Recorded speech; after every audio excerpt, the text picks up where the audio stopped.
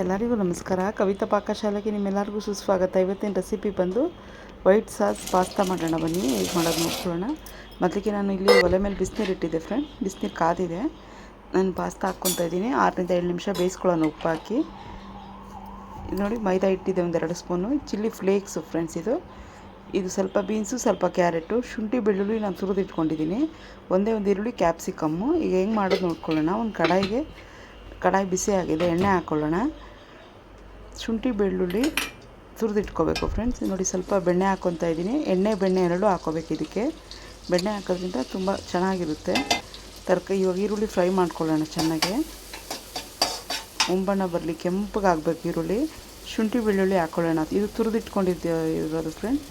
ಚೆನ್ನಾಗಿರುತ್ತೆ ಈ ಥರ ಮಾಡ್ಕೊಳ್ಳೋದ್ರೆ. ಮಿಕ್ಸಿಗೆ ಹಾಕೋ ಬದಲು ಇದೇ ಥರ ಮಾಡಿಕೊಂಡ್ರೆ ಟೇಸ್ಟ್ ಬರುತ್ತೆ. ಈಗ ತರಕಾರಿ ಚೆನ್ನಾಗಿ ಫ್ರೈ ಆಗಲಿ. ಇದರಲ್ಲೇ ಕ್ಯಾರೆಟು, ಬೀನ್ಸು, ಕ್ಯಾಪ್ಸಿಕಮ್ಮು 3 ಥರ ತರಕಾರಿ. ಇದಿಷ್ಟು ಚೆನ್ನಾಗಿ ಕುಕ್ ಆಗಬೇಕು. ಒಂದು 6ರಿಂದ 7 ನಿಮಿಷ. ರುಚಿಗೆ ತಕ್ಕಷ್ಟು ಉಪ್ಪು ಹಾಕಿ ಒಂದು ಪ್ಲೇಟ್ ಮುಚ್ಚಿಟ್ಬಿಡೋಣ. ಇದು ಕುಕ್ ಆಗುತ್ತೆ. ಅಷ್ಟು ಬೇಗ ನಾವು ಈ ಕಡೆ ಇನ್ನೊಂದು ಕಡಾಯಿಲಿ ನೋಡಿ ಮೈದಾ, ಇದು 2 ಟೇಬಲ್ ಸ್ಪೂನ್ ಇದೆ. ಸ್ವಲ್ಪ ಬೆಣ್ಣೆ ಹಾಕ್ಕೊಂಡು ಹುರ್ಕೊಳ್ಳೋಣ ಫ್ರೆಂಡ್ಸ್. ಇದು ವೈಟ್ ಕಲರ್ಸ್ ಇದು ಬರಬೇಕಲ್ಲ, ಸಾಸ್ ಬರಬೇಕಲ್ಲ, ಅದಕ್ಕೋಸ್ಕರ ಈ ಮೈದಾ ಹಾಕ್ಕೊಂಡು ಈ ಥರ ಹುರ್ಕೊತಾ ಇದ್ದೀನಿ. ನೋಡಿ ಈ ಥರ ಆಯ್ತಿದು. ಇದಕ್ಕೆ ಹಾಲು ಹಾಕ್ಕೋಬೇಕಾಗುತ್ತೆ ನಾವು. ಹಾಲು ಹಾಕ್ಕೊಂಡು ಹಿಂಗೆ ಗಂಟಾಯ್ತಲ್ಲ, ಈಗ ಇದನ್ನೆಲ್ಲ ಸ್ಪೂನ್ ಸಹಾಯದಿಂದ ಚೆನ್ನಾಗಿ ಇದು ಮಾಡ್ತೀನಿ ಫ್ರೆಂಡ್. ತುಂಬ ಅಂದರೆ ತುಂಬ ಚೆನ್ನಾಗಿರುತ್ತೆ ಫ್ರೆಂಡ್ಸ್. ಇದು ಒಮ್ಮೆ ಟ್ರೈ ಮಾಡಿ.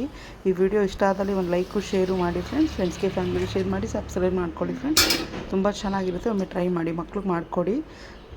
ಯಾವತ್ತೋ ಒಂದಿನ ಮಾಡಿಕೊಡಿ. ಅಂದರೆ ತುಂಬ ಮಾಡೋದು ಬೇಡ. ಇದನ್ನು ಆರೋಗ್ಯಕ್ಕೆ ಅಷ್ಟಿದಲ್ಲ. ಪಾಸ್ತಾ ಅಲ್ವಾ, ತುಂಬ ಕೊಡೋದು ಬೇಡ ಮಕ್ಕಳಿಗೆ. ನೋಡಿ ಇದು ಚಿಲ್ಲಿ ಫ್ಲೇಕ್ಸ್ ಫ್ರೆಂಡ್ಸ್. ಇದಕ್ಕೆ ಇದೇ ಹಾಕಬೇಕು, ಖಾರ. ಚೆನ್ನಾಗಿತ್ತು, ತುಂಬ ಟೇಸ್ಟಾಗಿ ಬಂದಿತ್ತು. ಒಮ್ಮೆ ಟ್ರೈ ಮಾಡಿ. ಈ ವಿಡಿಯೋ ಇಷ್ಟ ಆದಲ್ಲಿ ಲೈಕ್ ಮಾಡಿ. ಮತ್ತೊಂದು ವಿಡಿಯೋದಲ್ಲಿ ಮತ್ತೆ ಸಿಗೋಣ. Bye friends.